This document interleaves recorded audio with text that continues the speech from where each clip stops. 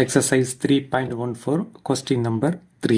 ஒரு quadratic equation கொடுத்துருக்காங்க. அதனுடைய ரூட்ஸ் ஆல்ஃபா அண்ட் பீட்டா. இப்போ ரஃபருக்கு எழுதலாம். எக்ஸ் ஸ்கொயரோட கோஎஃபிஷியன்ட் 1, அதை ஏன்னு எடுத்துப்போம்.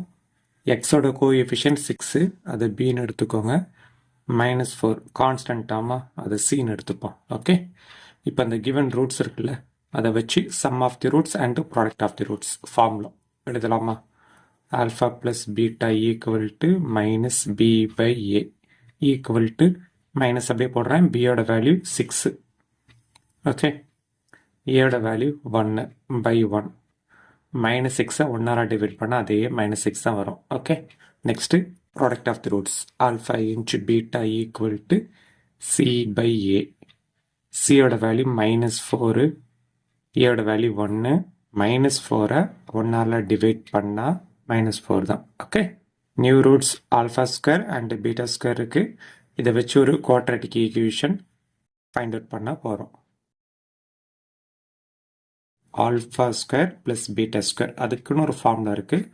Alpha plus beta the whole square -2 alpha beta. Okay, alpha plus பீட்டாக்கான வேல்யூ -6, மேலே ஸ்கொயர் இருக்கு, -2 into alpha beta value -4. -6 the whole square 6 6 are 36. minus into minus plus 2 4 are 8. ரெண்டுத்தை ஆட் பண்ணிடலாமா? ப்ளஸ் 44 வரும். ஓகே, இப்போ அந்த நியூ ரூட்ஸோட ப்ராடக்ட் வேல்யூ